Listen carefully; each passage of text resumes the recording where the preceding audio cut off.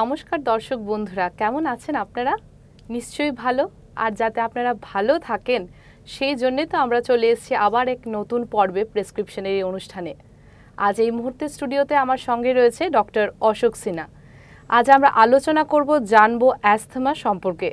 নমস্কার ডক্টরবাবু, কেমন আছেন বলুন? ভালো, ভালোই আছেন? গরমটাও ভালো, আমিও ভালো।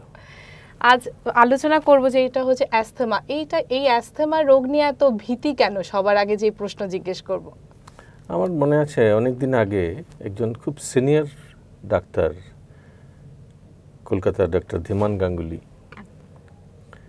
এই রোগটা নিয়ে কথা বলার সময় বলেছিলেন যে রোগটাতে ট্রিটমেন্ট করতে খুব বেশি একাডেমিক এক্সেলেন্স দরকার হয় না। আচ্ছা, দরকার সেটা হলো কুসংস্কার কিছু দূর করা। সেই কুসংস্কারটা পেশেন্টের, সেই কুসংস্কারটা ডাক্তারের। এটা এত ইম্পর্ট্যান্ট একটা জিনিস, যার জন্য এই যে অ্যাজমা রোগটা, কিন্তু রোগটা যত সিরিয়াস তার চাইতে রোগের ব্যাপারে যেটা কুসংস্কার মানুষের মনে, সেটা অনেক বেশি সিরিয়াস। এবং এই মানুষ বলতে কিন্তু আমি শুধু পেশেন্ট বোঝাচ্ছি না, সবার মধ্যে, সব ডাক্তারদের মধ্যে, নার্সদের মধ্যে, হাসপাতালে, এভরিওয়্যার কিছু একটা ইনবিল্ট একটা কুসংস্কার থাকে। আর কুসংস্কার জিনিসটা আমরা পাই ছোটবেলায় মা বাবা এই রোগটার ব্যাপারে যে সমস্ত ডিসকাশন করেন, ভয়ঙ্কর রোগ, এটা হয় সেটা হয়, সেই যে বিলিফগুলি স্ট্রংলি ইনগ্রেন্ড থাকে ব্রেনে, এটা এমডি করলেও যায় না অনেক সময়, খুব ডিফিকাল্ট। এই জন্য অ্যাজমা ডিজিজে ফার্স্ট ডিউটি ট্রিটমেন্টটা না, ফার্স্ট ডিউটি কুসংস্কারটা দূর করা। সচেতন হতে হবে আগে রোগটা। সচেতন মানে কি? সচেতন হলেও কুসংস্কার যায় না। কুসংস্কার বড় বাজে জিনিস, এই এডুকেশনে যায় না কুসংস্কার। কুসংস্কারটা খুব কনসিয়াসলি বিলিভ করতে লাগে যে এই কুসংস্কারটা আমি দূর করব। তার জন্য প্রথম যেটা দরকার সেটা হলো বিশ্বাস করা যে কোনটা কুসংস্কার আর কোনটা সুসংস্কার, ডিজিজ সম্বন্ধে সত্যটা জানা এবং বিশ্বাস করা। অনেক সিনিয়র ডাক্তাররা আছেন যারা ইনহেলার লেখেন না। কেন? কুসংস্কার। তারা জানেন না সাবজেক্টটা, জানেন কুসংস্কার। এটা বললে লোকে বলবে ডাক্তারদের কুসংস্কার। নয় কেন, মানুষ তো। এই কুসংস্কারটা শ্বাসকষ্টের, অ্যাজমার প্রাইমারি প্রবলেম। এবং এই কুসংস্কারের জন্যই ভয় পায়।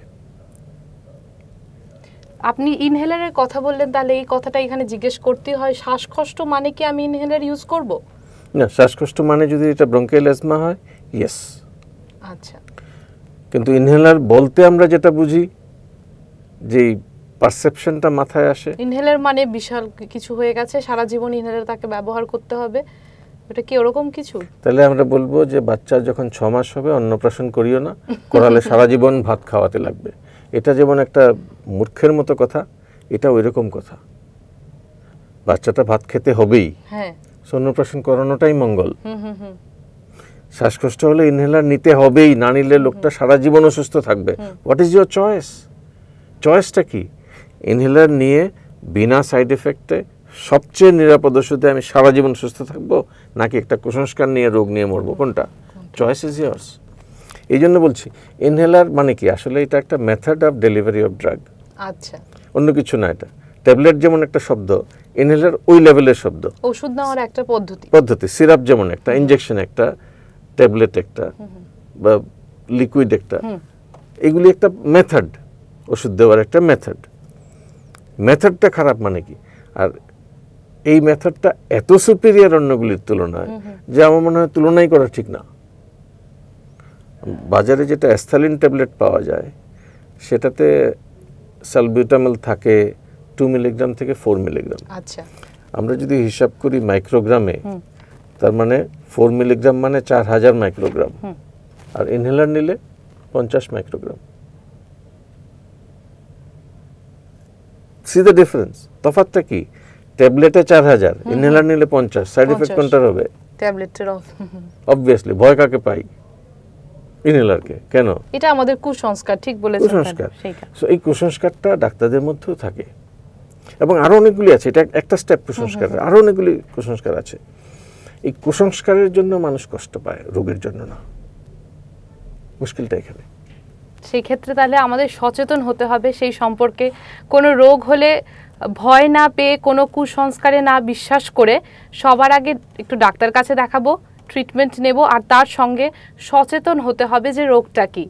আচ্ছা ডাক্তারবাবু, এইটা বলুন যে সিমটমসগুলো কি, মানে কখন আমি বুঝতে পারবো যে হ্যাঁ আমার অ্যাস্থমা হয়েছে? আমি এখানে একটা মজার কথা বলি। অনেক পেশেন্ট আমার কাছে আসে আচ্ছা যাদের শ্বাসকষ্ট থাকে না, আচ্ছা অন্য প্রবলেম থাকে, তা সত্ত্বেও তারা আমার কাছে আসে। কেন? অন্যদের দেখিয়েছে, কেউ বলেনি অ্যাজমা আছে, আচ্ছা তারপরেও তারা আমার কাছে আসছে।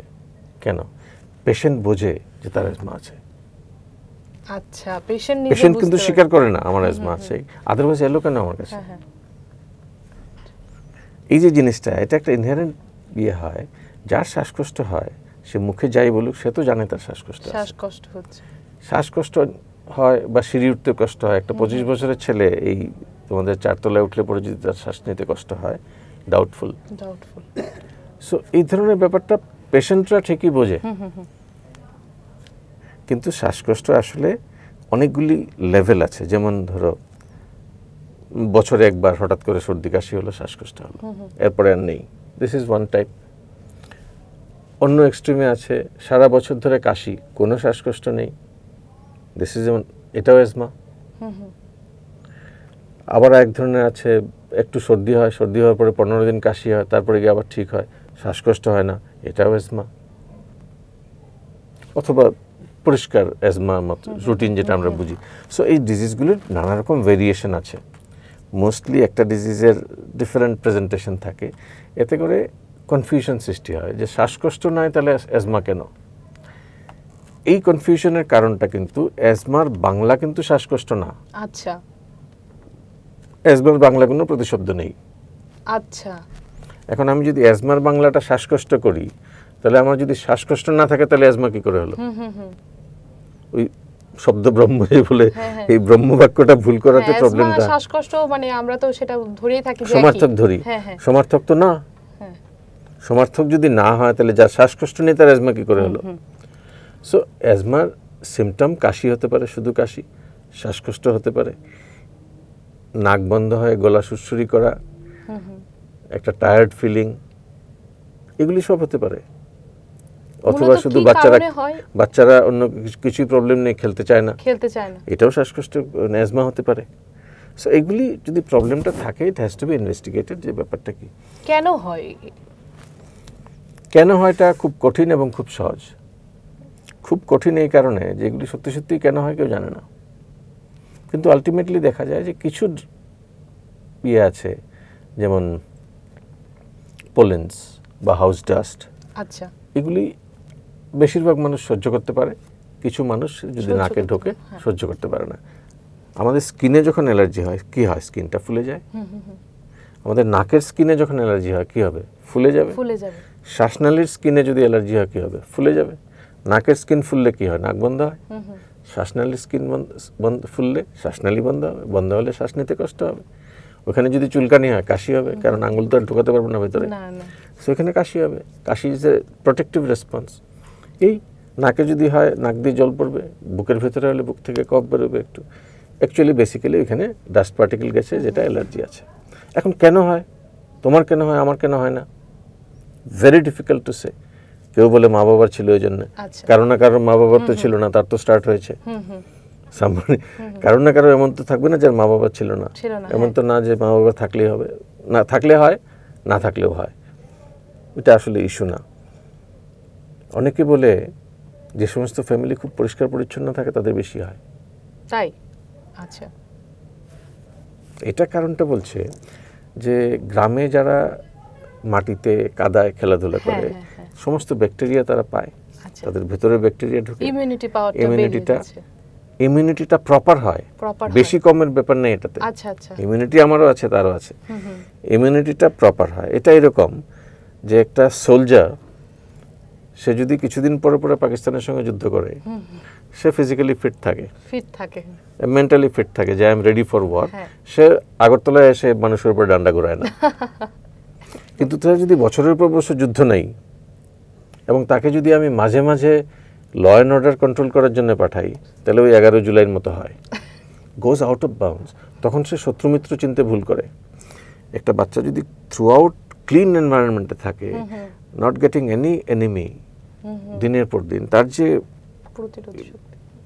প্রতিরোধ ক্ষমতাটা যেটা, এটা মিসগাইডেড হয়ে যায় যে শত্রু পাচ্ছে না, শত্রু খুঁজে বের করে ঘরের ভেতরে।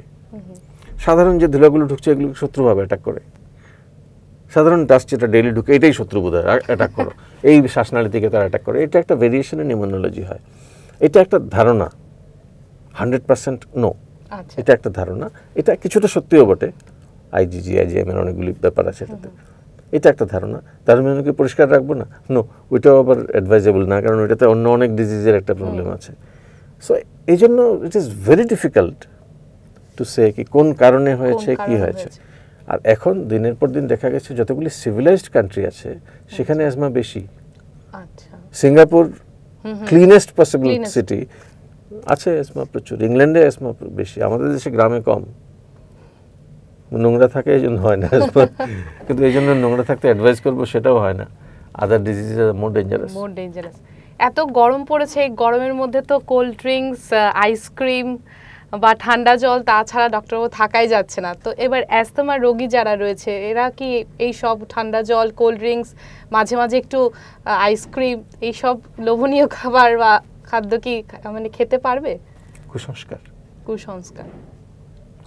কমপ্লিটলি। ঠান্ডা গরমের সঙ্গে বরফ খেলাম নাকি হাতি খেলাম এটার সঙ্গে অ্যাজমা কোনো সম্পর্ক নেই। আচ্ছা, কিন্তু প্রবলেমটা অন্যখানে। আমি এক্সাম্পল দিয়ে বোঝাই। সাপোজ কোনো বাড়িতে চুরি হলো, সকালে পুলিশ এসছে, আমি কি বলবো? চুরি হয়েছিল এই জন্য পুলিশ এসছে। কিন্তু আমি যদি বলি পুলিশ আইছে এই জন্য চুরি হয়েছে, উল্টো, it is just the opposite না? কারো যদি সর্দির পরে গলা ব্যথা করে তার তখন ঠান্ডা জল খেতে ভালো লাগে না, আরাম লাগে না, তখন একটু গরম জল খেতে, একটু গার্গল করতে ভালো লাগে। তার মানে এই না যেটা ঠান্ডা জলের জন্য হয়েছে, এটা হওয়ার পরে তুমি ঠান্ডা জল ইউজ করতে ভালো লাগে না। এই জন্য এটার উপরে ব্লেমটা শুরুতে, সর্দি লাগ গই, কোল্ড ইংরেজিতে, প্রত্যেকটা ভাষাতেই ঠান্ডার সঙ্গে এটা লিঙ্ক করা। Actually there is no link. ঠান্ডা জলে আইসক্রিমের সঙ্গে, আমি তো আমার বাচ্চা পেশেন্টদের একদম তাদের বাপ মার মুচলেকা দেওয়াই যে আমার কাছে পেশেন্ট যদি আসতে লাগে আইসক্রিম খেতে লাগবে। আচ্ছা, তাহলে তো সেই ক্ষেত্রে খুব ভালো। অ্যাবসলিউটলি। আমি কেন এটা বলি, it is a very very important thing আমার কাছে। আচ্ছা, সে তোমাদের ফ্যামিলিতে তোমরা ভাই বোন সবাই মিলে 5-6টা সাব ফ্যামিলি আছে, কাজিন টাজিন মিলে, প্রত্যেকেরই সেম সাইজের বাচ্চা আছে ধরো। আচ্ছা, একটা বিয়ে বাড়িতে গেল 7 জন, 7টা চাইল্ড, একজনের অ্যাজমা আছে, বাকি 6 জন আইসক্রিম খাবে, সে একা আইসক্রিম খাবে না। এটা যে কি মেন্টাল টর্চার, এবং এটা যে কি একটা মেন্টাল উইকনেস তৈরি করে তার মধ্যে, যে আমি বোধহয় ফিজিক্যালি উইক, আমি বোধহয় দুর্বল, সবাই আইসক্রিম খায় আমি খাবো না। This creates N inferiority complex in him. ওই জন্য আইসক্রিম খেতে বলি আমি। Not that I believe ice cream খেলে ভালো, সাংঘাতিক ভালো জিনিস কিছু, নো, ইট ডাজন্ট ম্যাটার, খেতে খুব স্বাদ। ইস্যু ইজ নট দ্যাট, স্বাদটা ইস্যু না, ভালো মন্দের ইস্যুটা না, তার উপরে রেস্ট্রিকশনটা দেওয়াতে আমার আপত্তি আছে। এই একইভাবে আমার আপত্তি আছে ঠান্ডা জলের রেস্ট্রিকশন দেওয়াতে। Why should you restrict? কেন সে টক খাবে না, কেন সে তেঁতুল খাবে না, আমলকি খাবে না, সব কিছু খাবে না। যদি কোনো পার্টিকুলার ফুড খাওয়ার পরে তার অ্যালার্জি হয়, স্কিন এটিনে হয়, you can always find out কী খেলে অ্যালার্জি হয়। আদারওয়াইজ যেটা জেনারেলাইজ যে রেস্ট্রিকশনগুলি দেয় এগুলি কুসংস্কার।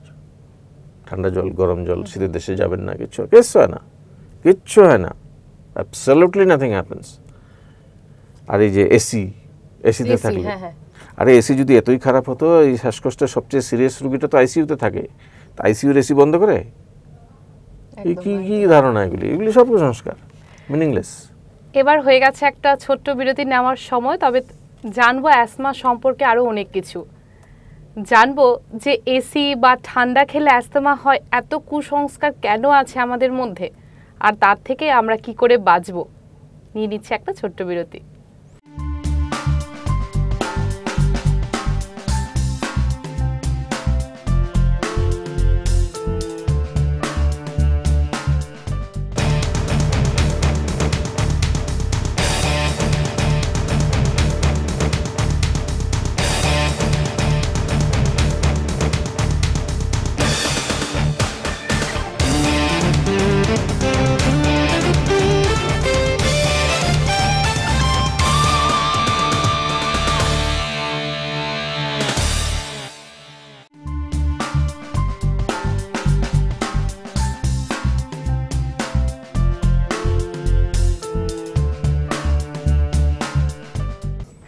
বিরতির পর আবার স্বাগত জানাচ্ছি। চিংড়ি খেলে অ্যালার্জি হয় সেটা তো ঠিক আছে, বাট চিংড়ি খেলে শ্বাসকষ্টের সাথে কি কোনো রিলেশন রয়েছে? আমার তো চিংড়ি খেলে অ্যালার্জি হয় না। আচ্ছা, না আমার হয় আর কি। আমার অ্যাসপিরিন খেলে হয়। আচ্ছা, সো অ্যাসপিরিন বন্ধ করে দেবো পৃথিবী থেকে? না, চিংড়ি বন্ধ করব? এটা এরকম না।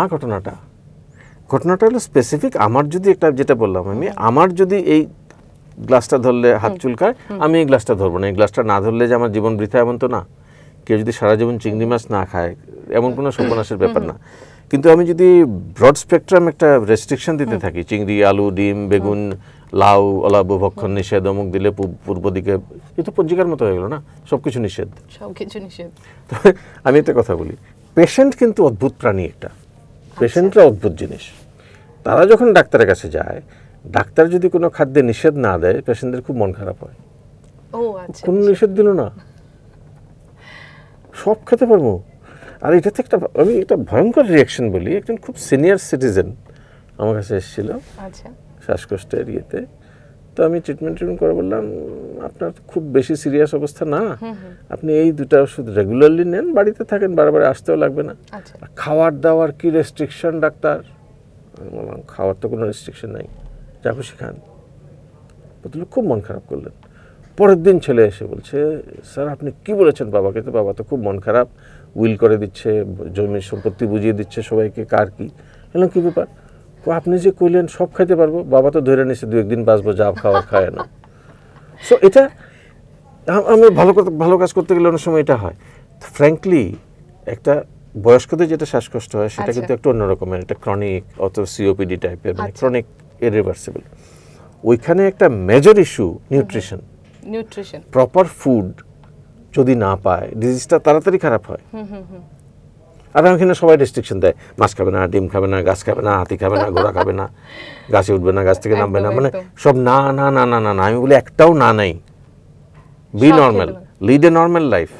বরং যেহেতু তুমি দুর্বল, তোমার এই জিনিসটা এক্সট্রা নিতে লাগবে, এক্সট্রা নিতে হবে। ফ্রুটস কম্পালসারি, যে কোনো ফ্রুটস, সব fruits, fresh fruits, local fruits preferably. Protein, তুমি দুধ খাও বা ডিম খাও বা মাছ খাও বা মাংস খাও, হোয়াটএভার খাও, এগুলি জরুরি। ভিটামিনস তো ট্যাবলেট না, ভিটামিনস ফ্রম ফ্রুটস। আর ফ্রুটসে এমন কিছু অসাধারণ জিনিস আছে যেগুলি কোনো ক্যাপসুল ট্যাবলেট দিয়ে হয় না। আচ্ছা, যেমন অ্যান্টিঅক্সিডেন্টস। মানে শরীরে যে ইনফ্লেমেশন হয়, এটা অনেকটা ওই পাথরে ঘষা লাগলে যে একটা স্পার্ক বেরোয়, আচ্ছা, কনস্ট্যান্টলি আমাদের শরীরে এই স্পার্কগুলো বেরোয়। ঘন্টায় কোটি কোটি, মিনিটে কয়েক কোটি স্পার্ক বেরোয়। এবং শরীরেই এই স্পার্ক থেকে প্রোটেকশন দেওয়ার জন্য বন্দোবস্ত থাকে, যেটাকে বলে অ্যান্টিঅক্সিডেন্টস। সেই অ্যান্টিঅক্সিডেন্টস কনস্ট্যান্টলি প্রোটেকশন দেয় অক্সিজেন স্পার্ক থেকে। এটা অনেক সময় লাকড়ির চুলোতে ফুলকি বেরোয়, গায়ে লাগলে ব্যথা করে না। একটা সিল্কের কাপড় 2 মিনিট রাখলাম, কিচ্ছু হবে না। কিন্তু এই সিল্কের কাপড়টা যেখানে আগুন লাগে না, অথচ ফুলকি যায়, রাখো তো 1 বছর, কি হবে? It will burn. আমাদের ভেতরের ফুলকিটা এরকম, স্পার্কস কন্টিনিউয়াসলি আছে। এটাকে যদি না আটকাও, ইমিডিয়েটলি কিছু হবে না। Over a period of 20 years it is going to burn. এটা থেকেই হার্ট ডিজিজ হয়, এটা থেকেই অ্যাজমা হয়, এটা থেকেই তোমার সিওপিডি হয়, এটা থেকেই ব্লাড প্রেশার হয়, কার্ডিয়াক ডিজিজ, সব মোস্ট অফ দ্য ডিজিজেস এটা ইনফ্লামেশন ডিউ টু এই স্পার্ক। এটার প্রোটেকশনের জন্য শরীরে অ্যান্টিঅক্সিডেন্ট থাকে। আর গাছ যেহেতু সারাদিন রোদে থাকে, তার শরীরে ওই স্পার্ক বেশি হয়। গাছ নিজের প্রোটেকশনের জন্য, তার সিডের প্রোটেকশনের জন্য ফ্রুটের মধ্যে প্রচুর অ্যান্টিঅক্সিডেন্ট দিয়ে দেয়। আমরা যখন সেই অ্যান্টিঅক্সিডেন্টটা খাই, ইট হেল্পস আস। যত কালারফুল ফ্রুট, তত বেশি অ্যান্টিঅক্সিডেন্ট। যেমন কমলা লেবু, হ্যাঁ, অ্যাপেল, প্রত্যেকটা, এভরিথিং। আর ফুডের ব্যাপারে আরেকটা সিরিয়াস ব্যাপার, যেটা even most of the physicians যেটা রিয়েলাইজ করেন না, ফুড ইজ নট লাইক, যেমন যুদ্ধক্ষেত্রে অর্জুন একা যুদ্ধ করে, nutrition is not like this. সবকিছুর সাথে সবকিছু, nutrition, everything is linked together, everything. প্রত্যেকটা জিনিস, এই একটা গ্লাস দিলাম, কিচ্ছু লাভ হবে না, গ্লাসে জল থাকতে লাগবে, সেই জল আনার একটা লোক থাকতে লাগবে, সেই জলটা পরিষ্কার করার জন্য মিউনিসিপ্যালিটিতে একটা লোক থাকতে লাগবে। আমি শুধু আলটিমেটলি দেখছি এক গ্লাস জল, আসলে এটার পিছনে কিন্তু 50 জন লোক আছে। আচ্ছা আচ্ছা, সেই নদী থেকে তোলা বা সেই পাম্প তৈরি করছে পুনাতে, সেই লোকটা ওটার সঙ্গে ইনভলভড আছে। আমি শুধু দেখলাম জল, it is not the issue. আমি শুধু দেখলাম vitamin C, no, vitamin C is least important. Vitamin C যখন তার সঙ্গে বাকি সব কিছুর সঙ্গে থাকে তখন এটা ভিটামিন সি। একটা tablet vitamin C is an useless thing. বরং এটা অনেকটা ইন্ডিয়ান ক্রিকেট টিমে আমি 11 জন সচিন তেন্ডুলকর দিলাম, কি হবে? জিততেই পারবে না একটা ম্যাচও জিততে পারবে না। হ্যাঁ, সে তো নিশ্চয়ই। ওখানে আমার উইকেট কিপার লাগবে, আমার অশ্বিন লাগবে, বোলার লাগবে, ওই আউটফিল্ডে যে দৌড়াবে একটা ইয়াং ছেলে লাগবে, সচিনও লাগবে একদম।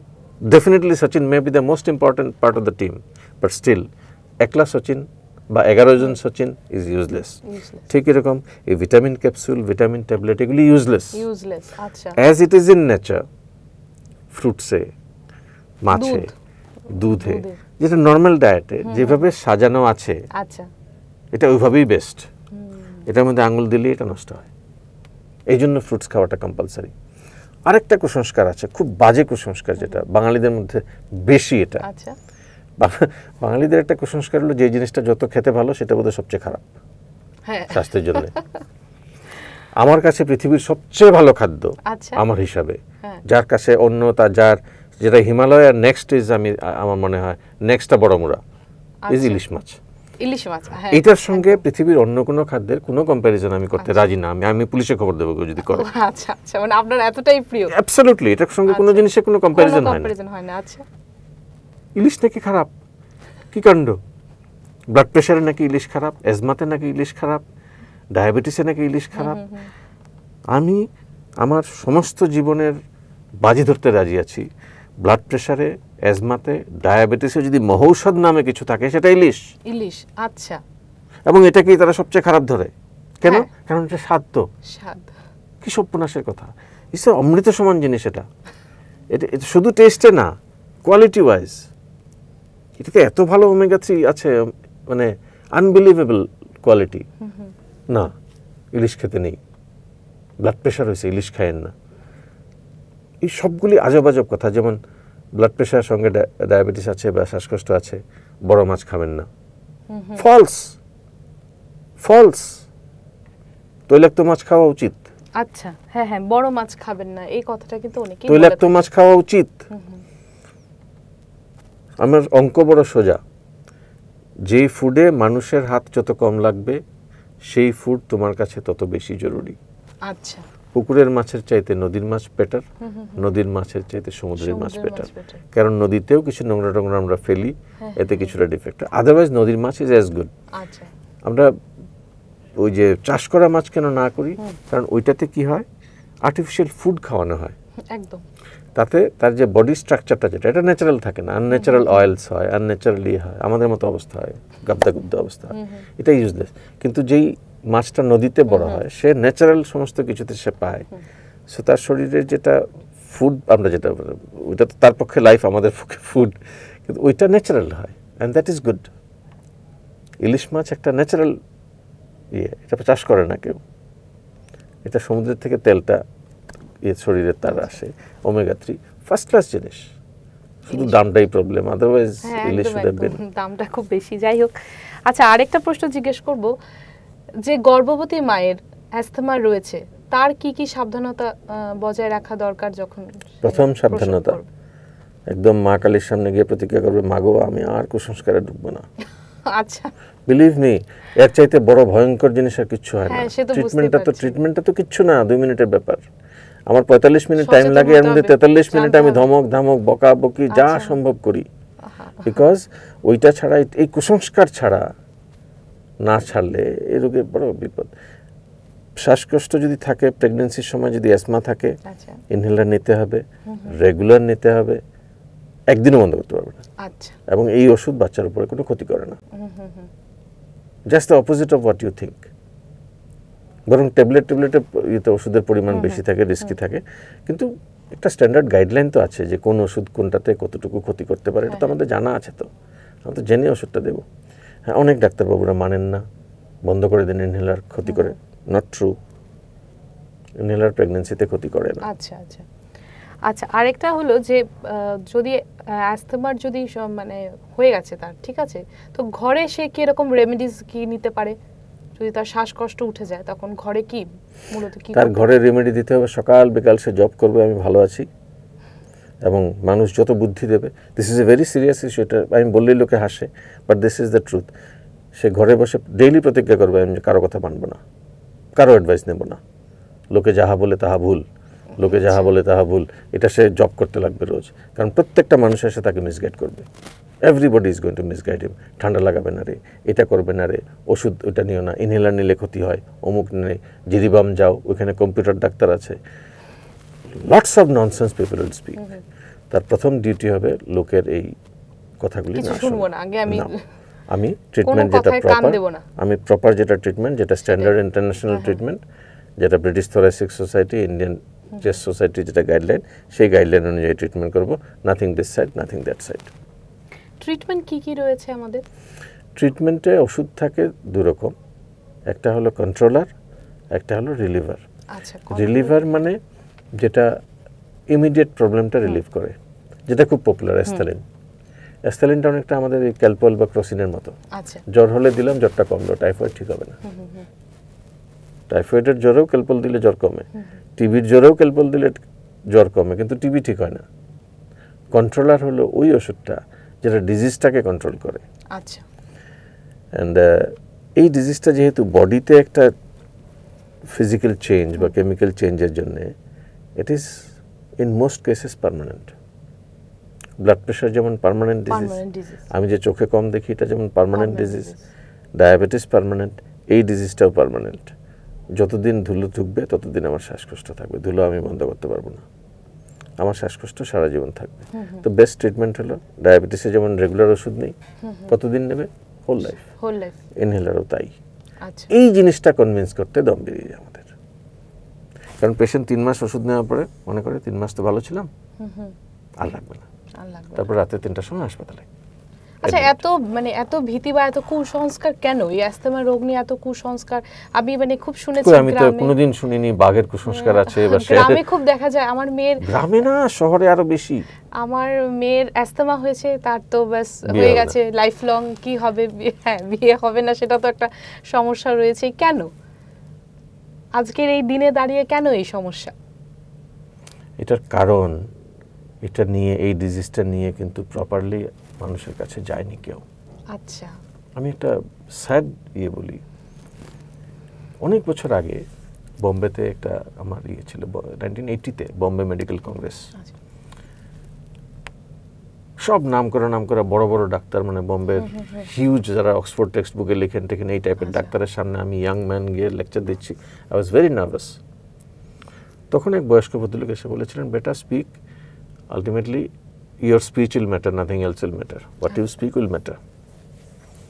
ভদ্রলোক আমি চিনতাম না, বাট আমি দেখলাম সবাই একটু ভদ্রলোককে খুব একটু ভয় পান, রেসপেক্ট করেন। সো নর্মালি এরকম একটা কনফারেন্সে লাইফ টাইম অ্যাচিভমেন্ট অ্যাওয়ার্ড দেওয়া হয়। সো আমার স্পিচের পরে this gentleman was invited for a lifetime achievement award. তারপরে বললেন ইনি পপুলেশন স্টাডিজের উপরে ওয়ার্ল্ড ফেমাস, সেই পরিচয় করিয়ে দিলেন। আচ্ছা, তো ভদ্রলোক এসে যেটা বলছেন যে, দেখো, I have been a teacher in Bombay for 60 years now. আমাকে পরিচয় করিয়ে দিতে লাগে, ইউ ডোন্ট নো মি। কিন্তু আমার যারা ছাত্র কার্ডিওলজি নিয়ে পড়ছে তাদের তোমরা সবাই চিনো, because that is a glamorous subject. Population studies দেশকে সেভ করবে, কিন্তু গ্ল্যামার কিছু নেই। I don't earn too much of money, আমার কাছে পেশেন্টরাও আসে না, চেনেও না, কিন্তু ইট সেভস দ্য নেশন। একদম। সেদিন আই রিয়েলাইজড যে ডাক্তারিতে কিছু গ্ল্যামার নামে ব্যাপার আছে। হার্টের ডাক্তার মানে বিশাল গ্ল্যামারাস ব্যাপার, শ্বাসকষ্টের ডাক্তার দেখি একটু সাইডে সরেন, একটু দাঁড়ান, পরে দেখা যাবে, এরকম মানুষের মনের মধ্যেও আছে। এবং এই কালচারটা ইভেন ডাক্তারদের মধ্যে আছে, আমি জীবিতে দেখি। তো আচ্ছা, জীবিতে কি হয় যে এখন তো একটা চেস্টের একটা আলাদা ডিপার্টমেন্ট আছে, জীবিতে কিন্তু পেশেন্ট ভর্তি হলে, শ্বাসকষ্টের পেশেন্ট নিয়মে কিন্তু তার যাওয়ার কথা চেস্টে, ওরা পাঠায় না। আরে ওরা কি জানে আমরা এইসব পারি? পারে না, এই জন্যই আলাদা সাবজেক্ট, এই জন্যই আলাদা একটা ডিপার্টমেন্ট। নাহলে এক্সরে তো তারাই দেখলে পারে, ইসিজি ইকো তারা করলে পারে, সিটি স্ক্যানও তারা দেখলে পারে, রেডিওলজিস্টের দরকার আছে নাকি? তাহলে সবই তো আমি পারি।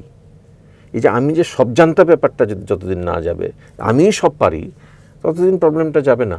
এই গ্ল্যামারের ব্যাপারটা, শ্বাসকষ্টের patient should go to chest department, যেটা করে না জীবিতে। আজকের এই শেষ প্রশ্ন নেব, সেটা হলো যে এত গরমে কি করা উচিত যারা অ্যাস্তমা রোগী আছেন? Not much of a difference, not much of a difference. ঠান্ডা জল খেলে গরম জল খেলে কিছু আসে যায় না। এই গরমের মধ্যে গরম জল খেতে আমি অ্যাডভাইস করি না, একদম না। একটু এটার সঙ্গে কোনো সম্পর্ক নেই। তোমার যদি ঠান্ডা জল খেতে ভালো লাগে খাও, না ভালো লাগলে খেও না, এটার সঙ্গে ইস্যু না। ইস্যু হলো অনেকের একটা ধারণা আছে যে গরমের সময় শ্বাসকষ্ট থাকে না, উইচ ইজ ফলস। যদি কমও থাকে ওষুধ কিন্তু বন্ধ করতে পারবে না। লাইফ লং ওষুধ নিতে হবে, যেরকম গরমের সময় ডায়াবেটিসে যেরকম আমি লাইফ লং ওষুধ নিচ্ছি সেরকম ডিজিজটা কন্ট্রোলে থাকলেও নিতে হবে, না থাকলেও নিতে হবে। এই একটা শব্দ যদি মানুষের মাথায় ঢোকানো যায় যে শ্বাসকষ্টের ট্রিটমেন্টে ওষুধ নিতে হবে সব সময়, প্রত্যেক দিন, লাইফ লং, মারা যাওয়ার সময় সঙ্গে নিয়ে যাবে, স্বর্গে গিয়েও লাগবে এটা। আচ্ছা, স্বর্গে গেলেও লাগবে এটা, সো সঙ্গে দিয়ে দেওয়া উচিত, নিয়ে যাও, এই উপরে যাও, সব সময় থাকবে সেটা সঙ্গে। You don't have to carry. সকালে ঘুম থেকে উঠে একটা ওষুধ নিলাম, রাত্রে শোয়ার সময় একটা ওষুধ নিলাম, ফ্রি ফর দ্য ডে, আর কিছু লাগে না তো। এটা তো সঙ্গে নিয়ে দেখায় না, সিনেমাতে দেখায় যায়, সেরকম আমি হ্যাঁ সিনেমাতে দেখায় না, ওই ইয়ের মা এটা নিতে না পেরে মরে গেল। That is the wrong treatment, wrong method, wrong thing to teach. এই যে কিছুদিন আগে একটা সিনেমা দেখলাম, দাবাং এ মরে গেল, রং thing to do. This is ওই যে কুসংস্কারের কনসেপ্টটা, ওইটা ছিল রিলিভার নিতে যাতে না হয় সেজন্য ট্রিটমেন্ট করতে লাগে, যাতে সারা জীবনে একবারও রিলিভার না নিতে লাগে। Don't allow the thief to come. হ্যাঁ, precaution is always better. Precaution নেব কন্ট্রোলার দিয়ে, রেগুলার কন্ট্রোলার নিলে হবে না কিছু। ইউল বি ফাইন, আইসক্রিম খাও, গুলমার্গ যাও, নো প্রবলেম। আজ দর্শক বন্ধুরা, তাহলে আমরা জানলাম অ্যাস্তমা সম্পর্কে অনেক কিছু, জেনেছি যে এই রোগে অনেক কুসংস্কার কিন্তু আমরা রেখে থাকি। সেক্ষেত্রে সচেতন হতে হবে রোগটা সম্পর্কে, কোনো ভীতি নেই। বেশি কোনো সমস্যা হলে ডাক্তার দেখাতে হবে, একটু ট্রিটমেন্ট নিতে হবে। তাহলে নেক্সট পর্বে আবার দেখা হবে আপনাদের সঙ্গে। এতক্ষণ অবধি নমস্কার।